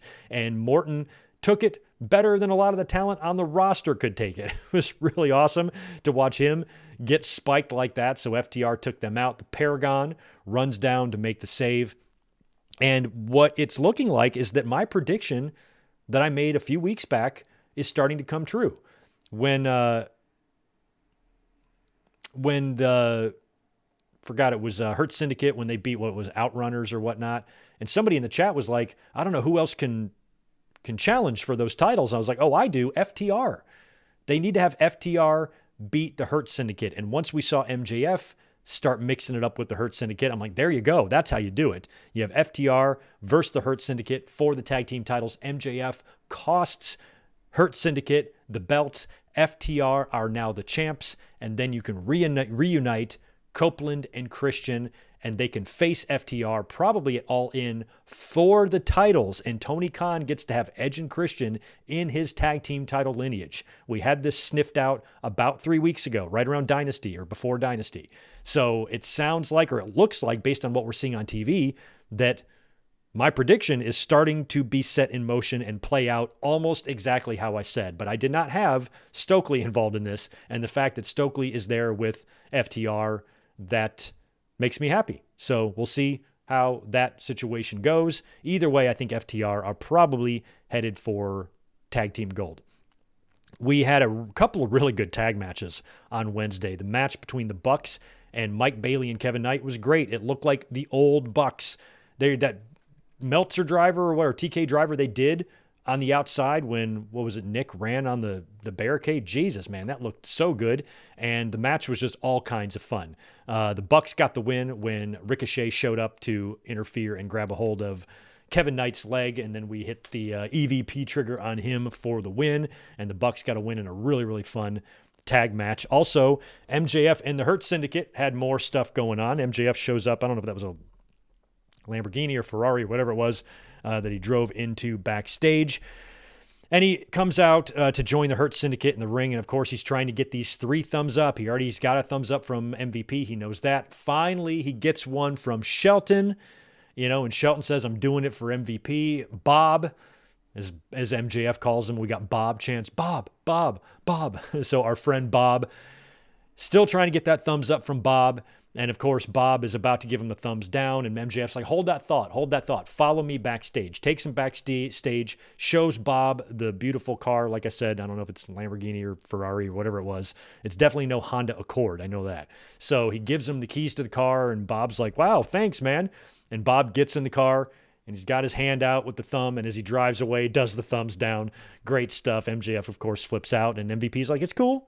He just keeps saying, give them what they want. So I don't know if MVP's trolling MJF, and he's using this big new lucrative contract that MJF signed a couple of years ago to get some money out of him and make him buy all of these presents for his guys, because he keeps saying give them what they want. So he's giving them cars, he's giving them presents, he's giving them everything, and he still cannot get that elusive 3rd thumbs up from Bob. So hopefully he will get that, but by the time he does, it might be too late, because I think he's going to wind up costing Bob and Shelton and MVP the tag team titles, and then maybe he can join, because they were together before, right? Was it Pinnacle or whatever? Weren't MJF and FTR once before together? So maybe they could all reunite, and instead of having the Hurt Business be his path back to his Triple B, maybe it can be FTR instead. I don't know how all that's going to play out, but it sounds like eventually he's going to wind up costing the Hurt Syndicate the titles. And if he does that, I don't see how he would be able to remain associated with the group after a mistake like that. So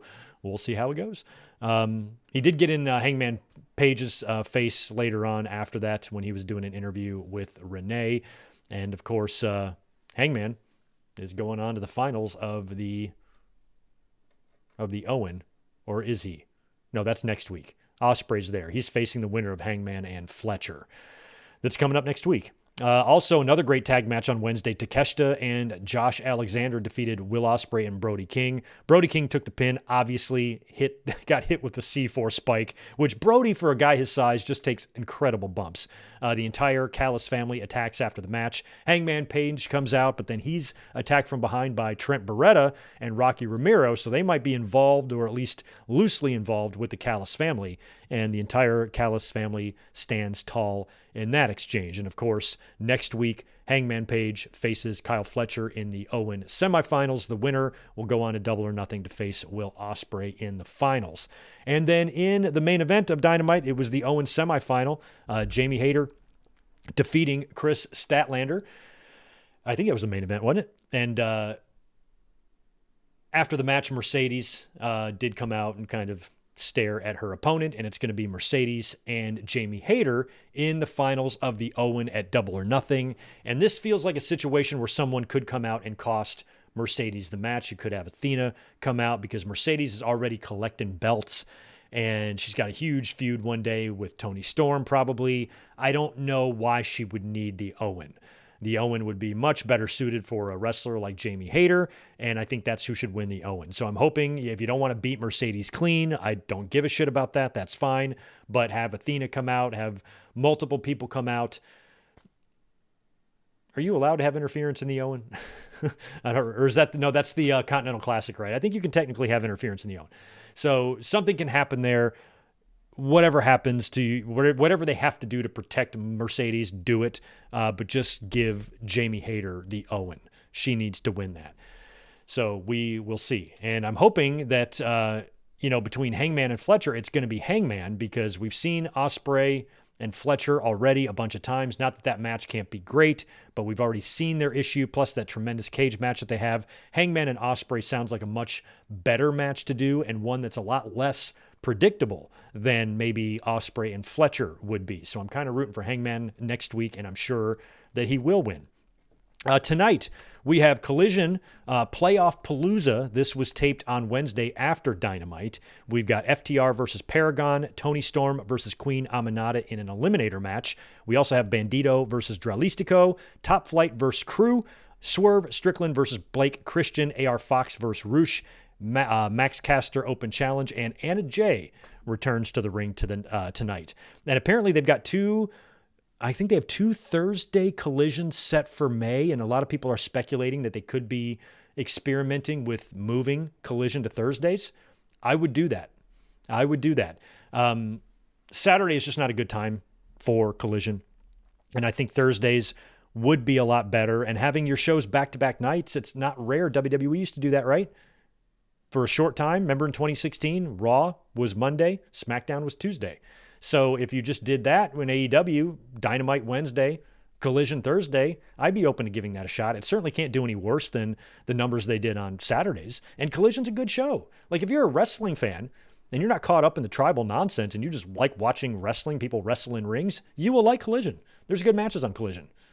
Even if you're a casual fan, you should be able to tune into Collision and like what you see. Wrestling's fine, but it's just, it's the B show, and it's taped a lot of times. And a lot of times it's, lesser known wrestlers getting matches there, but they still run big angles. And usually on most weeks, it is a solid 2-hour block of programming. It is.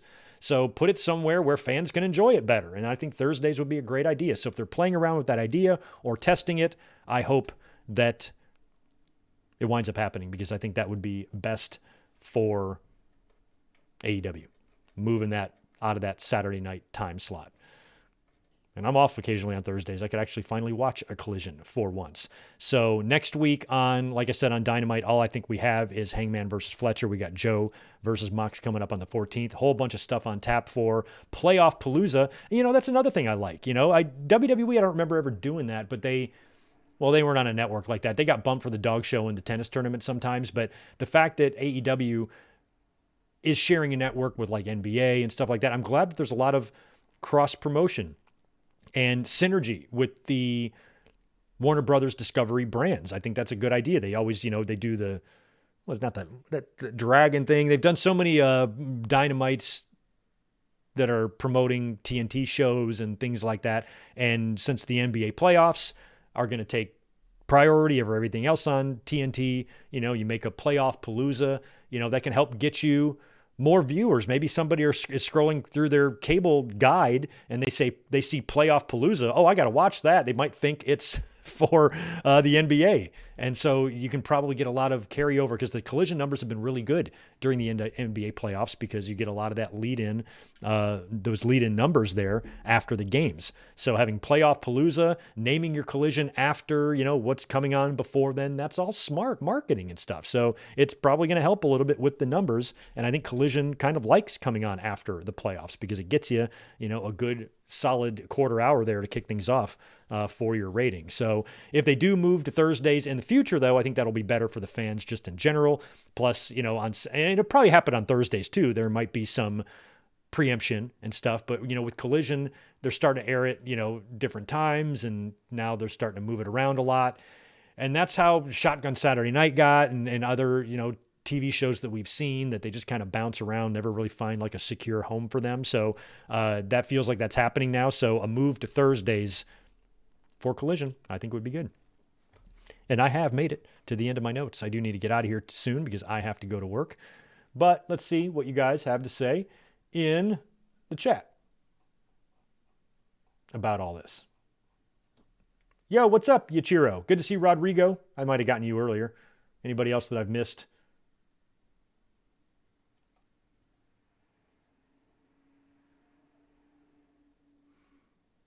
Yeah, Julie, there's much more aura to Black's return last night than Rusev's. Yeah, Rusev just kind of came out and beat up guys.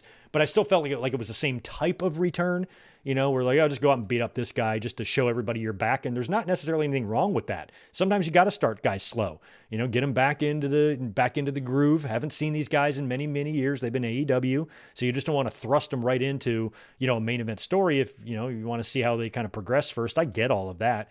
But it just felt like a lot of the same. I hope that they have stuff that they want to do for Black. You're going to do this thing with The Miz for about 3 weeks, and then we're going to move you on to this, or we're going to move you to Raw, or we're going to, in the draft, or we're going to do something and give the guy some plans instead of just bringing him in and he's got to show up to TV every week going, I wonder what the fuck I'm doing today.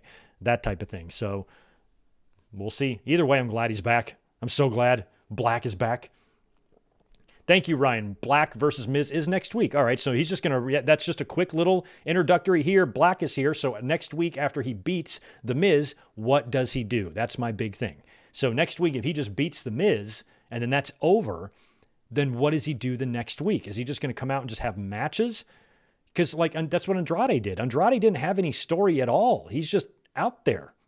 He wrestles sometimes. That's like it. I need more than that. And I feel like, back in the Attitude Era, even though some of the Attitude Era, a lot of the Attitude Era completely sucked, a lot of guys, everybody that was on TV had like stories. They weren't all good, but they all had stories. And, Andrade just hasn't had anything.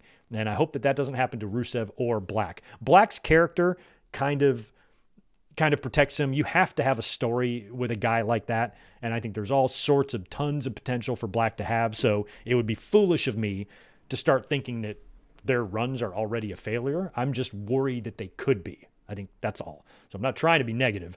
I'm trying to hope for the best, but I have my doubts. WWE can sometimes just not plan shit out.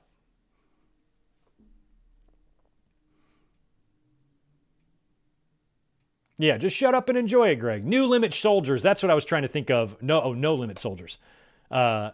Is what I was trying to think of from WCW. I got the No Limits confused with Filthy Animals and what was the one? Was No Limits? What was the one with like huge erection and stuff? Like all those those were the worst days of WCW. I despised those times. Yes, Juliet, I did hear that. Thank you. Side note, WWE did some housekeeping and officially retired the Universal title on their website, listing its end date as 2024 and Roman as its last champion. So that ended after WrestleMania 40, I guess, after he lost? I feel like it should have ended when he beat Brock at WrestleMania 38, but who knows?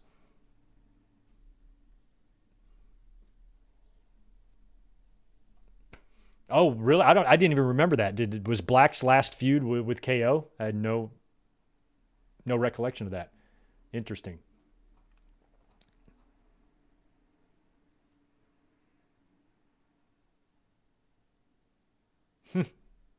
David Roski, yeah, that's a good analogy. WrestleMania was the worst. No. WrestleMania 11 was the worst. WrestleMania 41, as bad as it was 30 times better than WrestleMania 11. 50 times better than WrestleMania 11. WrestleMania 11 has no equal. There is no debate. I will die and fight to the death on this hill. WrestleMania 11 sucked beyond any other WrestleMania's wildest dreams. More than 9, more than 27, more than 41. No WrestleMania even scratches the surface of sucking as bad as WrestleMania 11 sucked. WrestleMania 11 was the worst. You can rank 41 wherever you want. You can even rank it the second worst if you want, but I will not accept that it's the worst because that belongs to WrestleMania 11.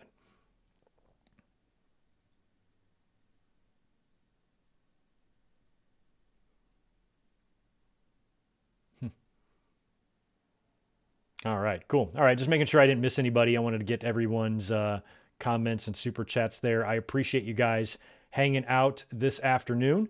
It's been fun. We had a lot to talk about. Don't forget, if you haven't checked out yesterday's rock video, please do that. And once again, I do want to sincerely apologize for not being up here tomorrow for the Classic Watch Along. I'm going to do work a favor and go in since they were so nice to me, giving me all that time off over Easter to watch wrestling with you guys. So I'm going to go do my duties tomorrow. So we're going to have to skip the watch along, but we will be here Monday night after Raw to run through that show. And I'll try to make up that watch along to you in some other way this week. But 1 week from tomorrow, we're going to be back for a watch along for sure. We'll discuss it this week. We'll find some classic Backlash to watch, and we'll be back at it next week for that. Thank you again for being here. Have a great, great rest of your Saturday afternoon. If you have not hit the thumbs up button yet, if you don't mind doing that on your way out the door, I would be appreciative. And I will catch you guys Monday night for the Raw review. Have a great day.